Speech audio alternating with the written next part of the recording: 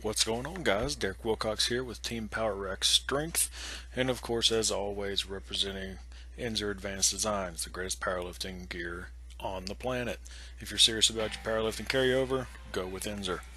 Now, this is the 90% effort week for me in the 10 rep scheme for the block, and I was actually pretty nervous about this squat day. As you can see, I'm lifting 455 pounds for all three sets of 10 this week, and my back had actually been messed up from a little running adventure that was supposed to be a warm-up for most athletes, but somehow or another I was allergic to it and came down with a bad case of low back inflammation.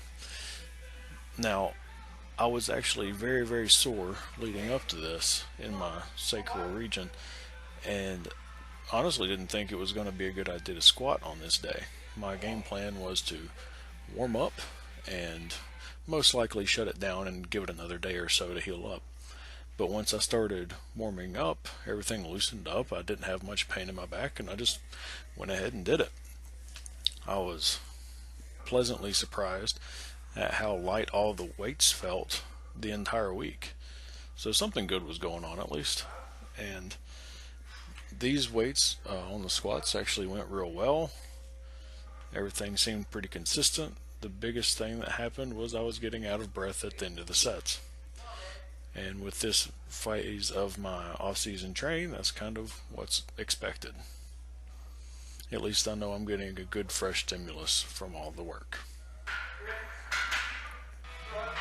Following the squats, I went into some stiff leg deadlifts with a high priority and emphasis on keeping my back in a forced extension, good rigid posture the entire time, and going down to initiate a big hamstring stretch in the bottom.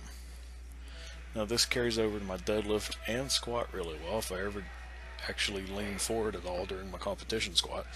The biggest benefit on the squats for me is when the bar starts whipping around, when I've got a weight, 1,000 or 1,100 pounds on my back, even the 65-pound competition squat bars, they'll start whipping around back and forth and not just up and down.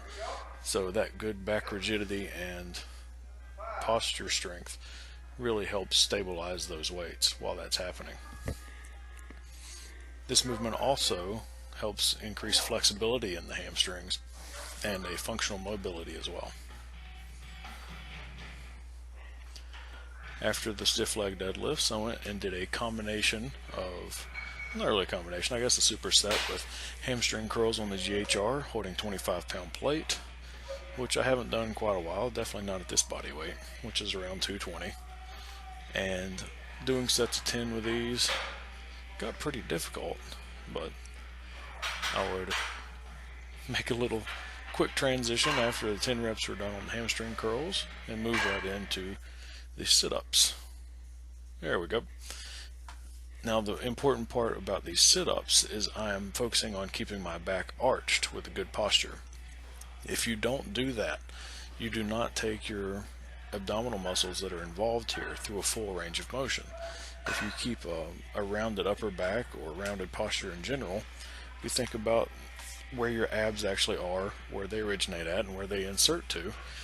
Many people do these sit-ups and don't even go through a range of motion with the muscles. They just kind of stay in the same place and you do the movement with your hip flexors. It doesn't do a whole lot of good for your abs that way. Now, a couple of days later, I moved on to bench press, and I changed the angle of the video so people could see the importance of shoulder setup. Now, I have horrible shoulders. I've had tons of injuries over the years, and it's always a battle to keep them healthy. But one big thing that is important, especially for me on bench press, is scapular retraction and squeezing my lats down while I bench. Now, this helps stabilize the shoulders as much as possible and avoid further injuries to my shoulders.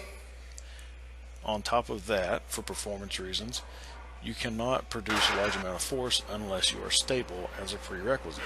And this is a great way of creating as much stability as possible.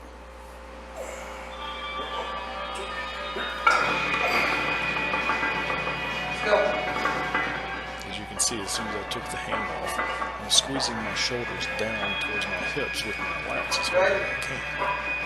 This creates a very rigid and stable platform for the shoulders during bench press. You can also watch my heels on those reps as I'm pushing down towards the floor with only my heels during those reps as I'm pressing upward. Moving on to military press, these also felt pretty good this week. Moved on to 135 pounds for 10s, which is normally a lot more difficult, but for whatever reason this week it went very well. After not overhead pressing for quite a while due to just trying to rehab my shoulders, I was surprised at how well this went. The most surprising aspect of this is I've been dropping between 10 and 15 pounds since my meet in March and still getting stronger, so that's definitely a good thing. Here you can see I'm working on my Highland Games throwing.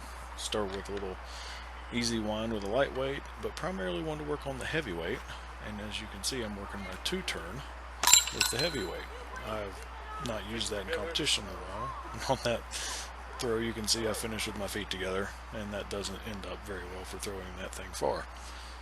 But I'm sure I'll eventually move back into this, and on that throw in particular, I lost grip at the end because of the rotational force I was generating with the weight, which is a good sign. When I have my thumb taped up, I'll be able to hold on to that a lot better. And here I'm practicing my hammer winds and working on keeping my hips low. But I will see you guys next week as I'm going to max intensity with a 10 rep range and hopefully hitting some PRs. You guys take care.